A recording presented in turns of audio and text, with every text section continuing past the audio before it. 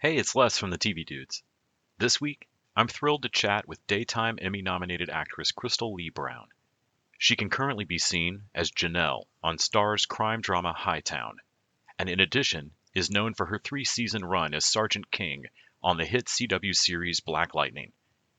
Brown also recurred on season 2 of Netflix Mindhunter and had a memorable role on Showtime's Good Lord Bird. She can be seen in films such as Judas and the Black Messiah and Hidden Figures, and we have a great time discussing all of that and more. I hope you enjoy.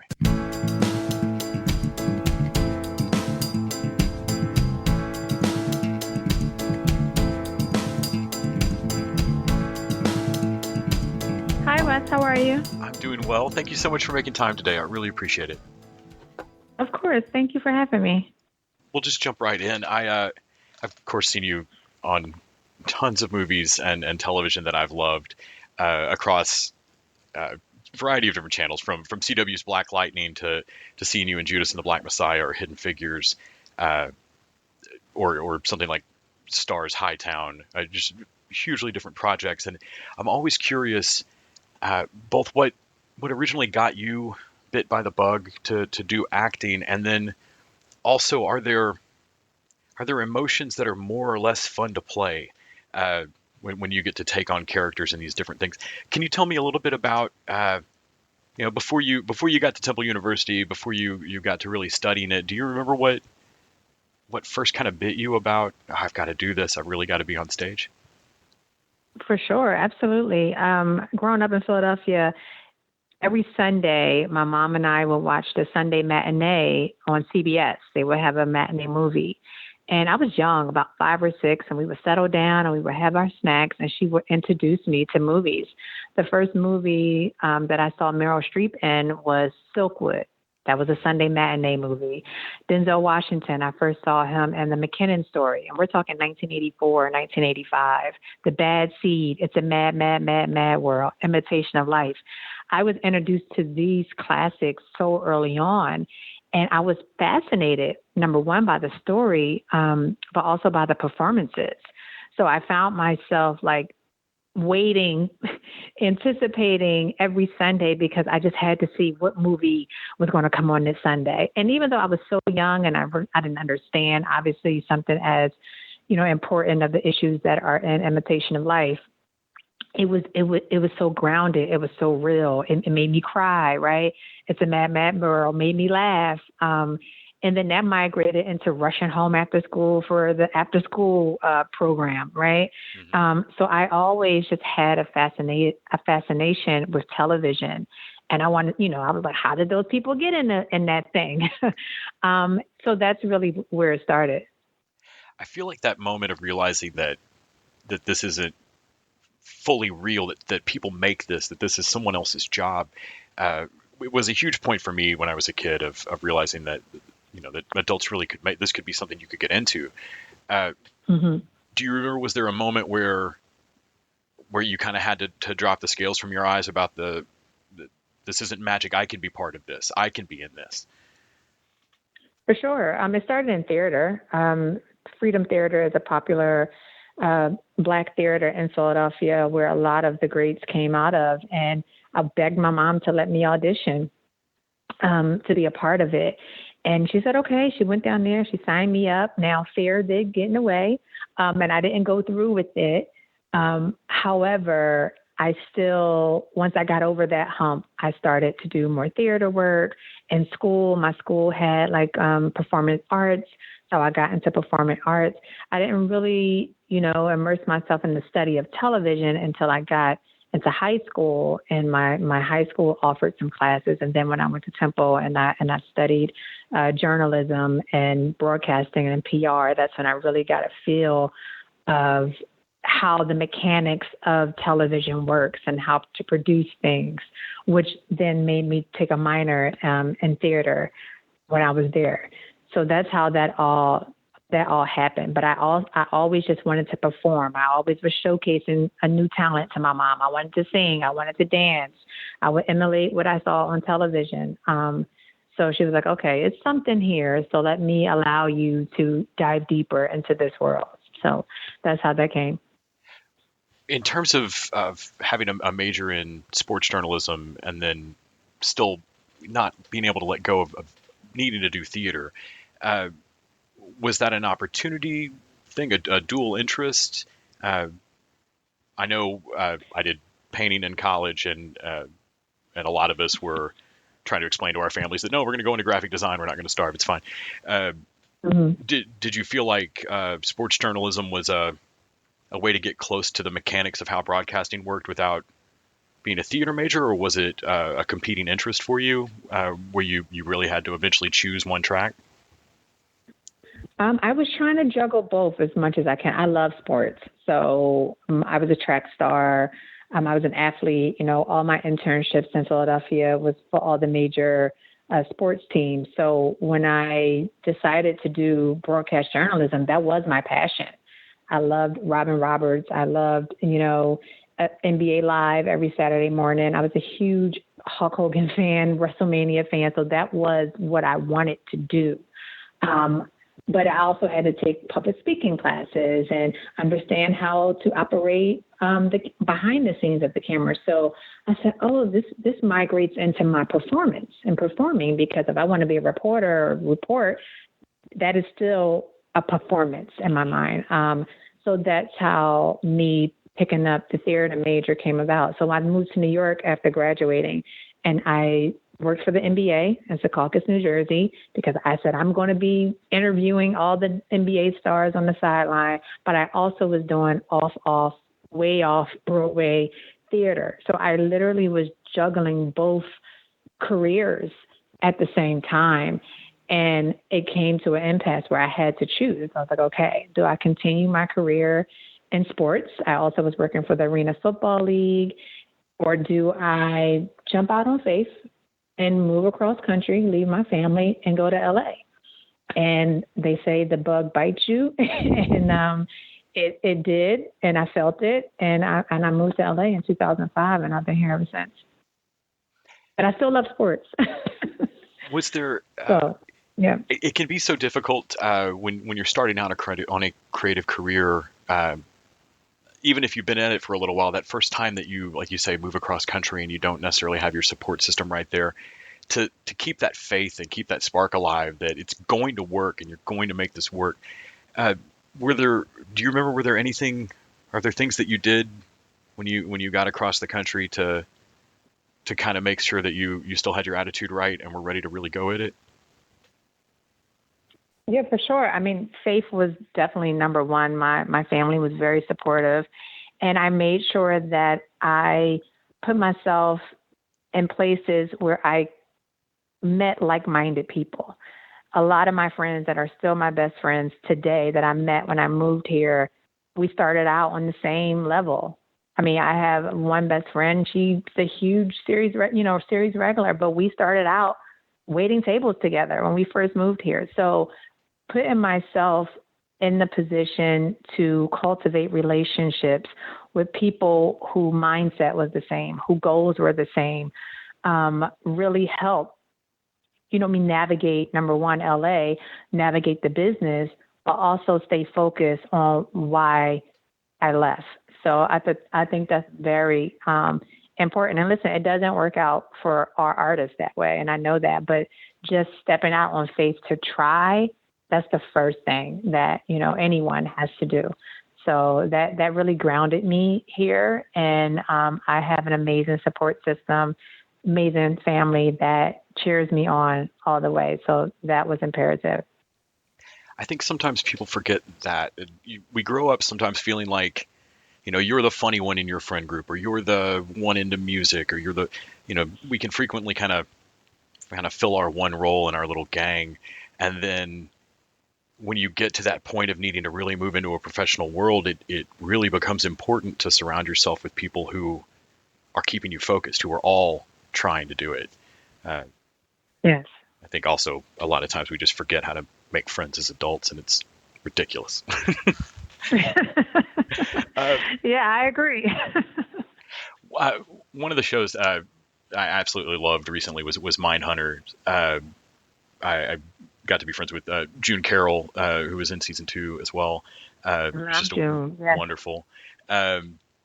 And that show just, it has such a striking tone and is so sure of itself. And I'm always impressed and wondering how it feels to be an actor on a set like that. Uh, but then you've also been on shows like the CW's Black Lightning has such a distinct and very, very different than Mindhunter's tone to it, Mm-hmm. as does Hightown. Can you talk a little bit, as an actress, do the sets feel different to you? Does the distribution method eventually of the project, does that seem to make any difference, or does it really come down to who's running the set? I think all of it. Ironically, I was shooting Black Lightning, Mindhunter, and I had just shot a Tyler Perry movie all within like the same month. So I was going from the CW to Tyler Perry Studios to David Fincher. So I was like, oh, all of this is different, Yeah, right? You know, Tyler moves very, very fast. that's what I've heard. Fincher shoots a lot of takes, you know, and it's very,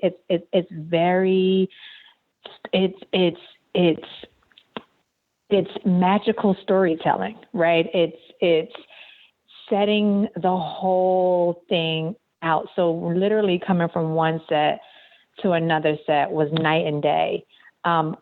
Great productions, all of them, but tone very, very different. So you have to know how to adjust, right?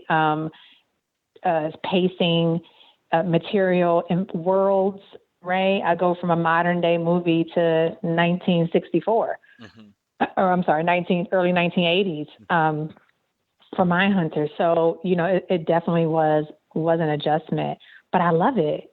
It was so fun that you're able to like transform into different settings and different wardrobe and different stories. I mean, the Mindhunter story was an emotional one, you know, dealing with the Atlanta child murders. Yeah. I mean, that was, you have to walk slowly through that process as a parent, especially when you're telling a real story. Yeah.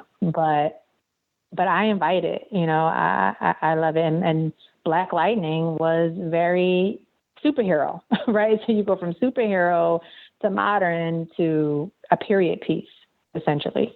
But yeah, it sharpens your instrument and it allows you to work with so many different crews and actors whose goal is all the same, right? To tell the best story that we can tell. So I think that common ground makes everything work cohesively when you're jumping from set to set like that. And that's one thing I think has always impressed me about your work, is that you don't jump out to me as oh, you're being you in X project. You are in service of the show of Black Lightning, and you fit that world, and then you just the same, you fit the world of Mindhunters, and to me that's the work of good acting to me. When it comes to one of the things that always seemed fun about acting, I've always thought would be getting to explore emotions in situations that you wouldn't really want to live through, but you get to have an emotion that's not appropriate in most of your everyday life. You get to be more righteously angry, or yell louder, or feel deeper or differently maybe than you do in your normal life. Are there particular roles that you read on paper and think, I love this. This is fun. This is the kind of stuff I want to do? All the time. Is the reality that, oh, I can do all these things? Yes and no, right? Some things are like, whoa, that's a whole different world that I've never even thought of, right? Of playing. But I, like you said, the work. One of my acting schools, their motto is the work is the work is the work. And as long as we are putting in that work and taking time to dissect these characters, to live these lives, to tell these stories, I'm fascinated by all of it. I wish everything that I get my hands on, I'm able to do. But then, we have to audition and that's our job as actors. But the things that I'm really able to sink my teeth in and work through and live through, it it gives me more drive for the next project. Like once I'm done, I'm like, oh, I can't wait for the next thing, right? Because it's that momentum. You're constantly chasing that momentum. You're constantly, chasing the next story or wanting to live a different world and experience different things through the lives and the eyes of a different character. Has there been a role that's just been particularly hard to kind of put tools down and walk away from afterwards? Oh, for sure. The Good Lord Bird was one of them. I mean, I think is the one. It's a very sensitive topic. We're talking about enslavement, abolitionists with Ethan Hawke, who's playing John Brown. That role really, it took me for a whirlwind, but it also allowed me to expand in ways that, as an artist, right, oftentimes seems scary, right, where you are literally jumping off of the ledge. But I also believe that when you leap, the net will appear. So, and that's that work that will hold you. And I have to credit another one, amazing, the commercial casting director, Killian, for that one. So that was the mindset on that, to just leap and do it and trust that the work will show up for you. But that story, I play an enslaved woman by the name of Sabonia, whose story was a true account.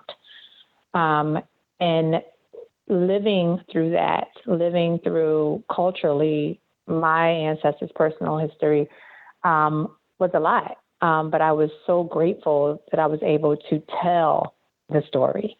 And she lives in me. I would never let her go. And a lot of times, majority of times, in doing the work as an actor, we have the tools to prepare, to build a character, but rarely are we given the tools to let it go, right? Yeah. And I think that crosses over, and a lot of great actors who we've seen, try to, and for whatever reason, couldn't. But I think that all characters, they leave their mark in your heart. So Sabonia will always have a place there. So I'm grateful that I won't let her go. Well, folks can see you play Janelle in season 2 of Starz crime drama Hightown, which is going to premiere October 17th, and I'm sure will be as awesome as season 1. Thank you so much for talking to me about all this today. I really appreciate it. You're so welcome. Thank you so much for having me.